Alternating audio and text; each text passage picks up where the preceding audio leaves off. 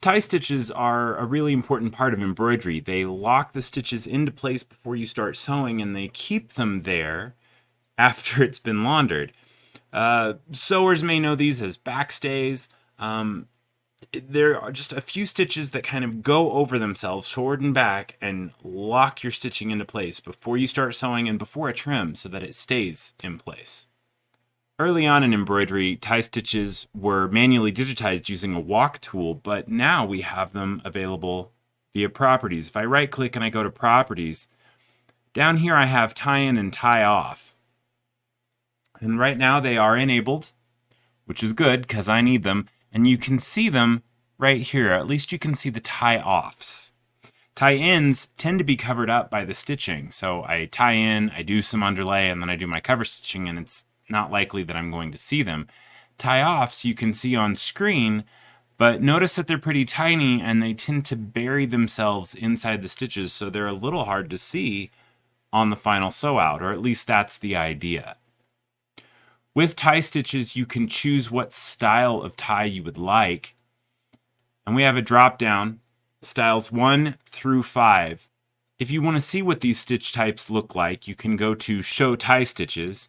And here you can see images for them. So a style 1 is back for a full, forward for a half, back for a full, and then here's the start of the element, and then it can sew. Style 1 stitches go forward and back in kind of a half full mix, which makes them nice and secure.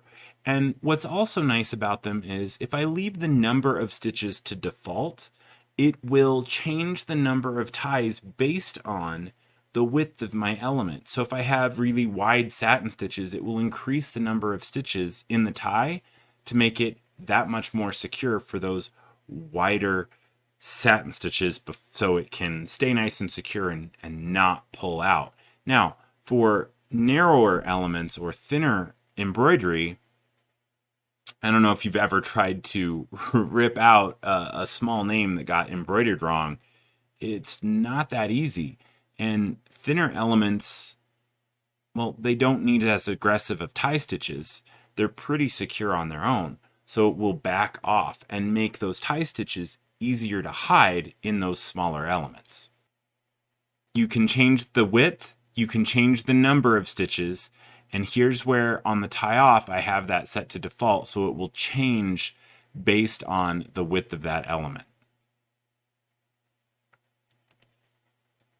Let's look at some of the other tie types. So style 2 and style 3, you'll notice that the needle penetrations line up exactly. So they work well for walk stitches, but they're not so great for satin stitches because they'll be the same length as the element, they'll be on the same needle penetrations as the element, and they can snag and pull out fairly easily.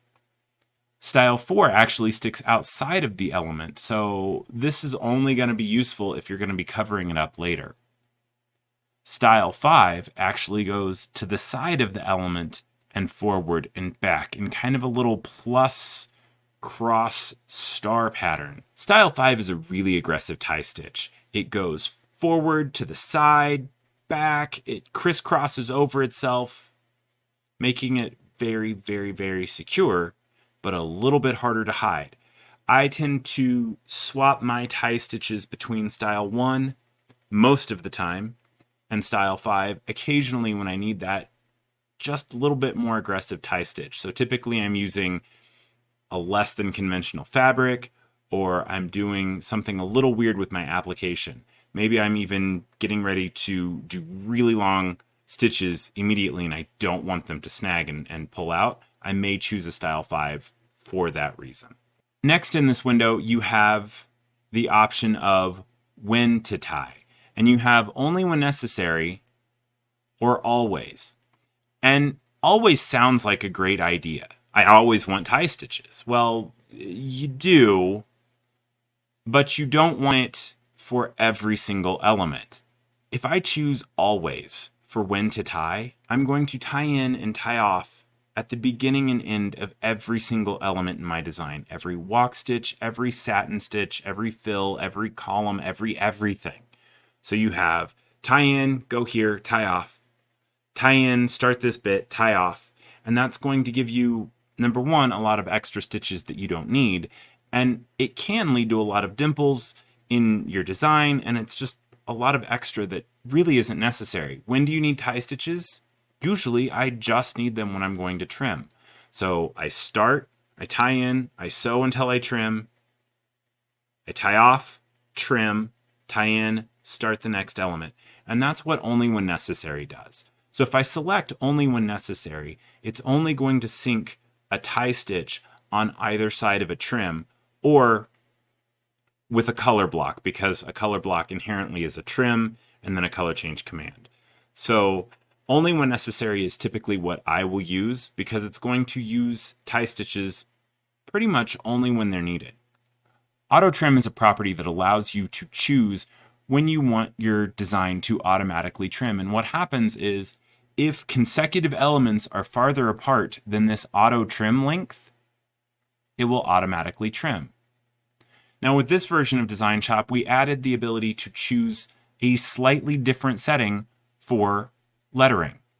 So for lettering, you can choose to only trim between words. And if that's the case, how am I getting trims here? Well, these elements are farther apart than this trim length. But if I make this something ridiculous, like 120 points, I'm going to have connectors between all of my letters. And you'll notice as soon as those connectors hit, I don't have a tie stitch. It's gone because I don't have a trim to trigger it, because it's only when necessary. If I choose trim between letters, it will trim between all the letters, and you can see those tie stitches came back because they're being triggered by that trim. My options for lettering are only when specified, which will pay attention to only explicit trims, and auto trims. Trim between letters, which will trim between all the letters, or only trim between words. So trim between words might be something that I would use with closest point connections, where I only want to trim in between the words, or if I'm using a connected script. Early embroidery designs had ties manually digitized with walk stitches or manual stitches. If you look at an early embroidery design, you may see that it does not have ties in the properties, and that would be because they're manually digitized. Also, if you're looking at expanded designs, they won't show ties in the properties either. I'm going to look in the legacy designs at one of the early OFMs, and that's oneday.ofm. I'm going to open that up. And if we look at this design, if I go into the properties for it, tie stitches are turned off. But does that mean it does not have ties? No. It just means they're probably manually digitized. If I look in the Stitches tab, I don't see any tie-ins, the TIs. I don't see any TOs for tie-offs. But if I look at where these stitches are and where they end, so this is the last stitch before a color change, it's the last stitch before a trim. If I zoom in real close, it goes almost like a style 1. So it goes forward, back, forward in a half full kind of motion, and that's my tie stitch. It just happens to be a manually digitized one. So with this design, where the tie stitches are manually digitized and they don't show up in properties, what's the harm in just checking tie in and tie off in the properties and just making sure that I have them and perhaps doubling them up? Well, doubled up tie stitches can actually cause you issues when you go to the machine and sew it out. It can cause missed trims and thread breaks. So I try very hard not to double up my tie stitches. So with tie-ins and tie-offs in properties, you can change when you want your wireframe elements to trim and when you want them to tie.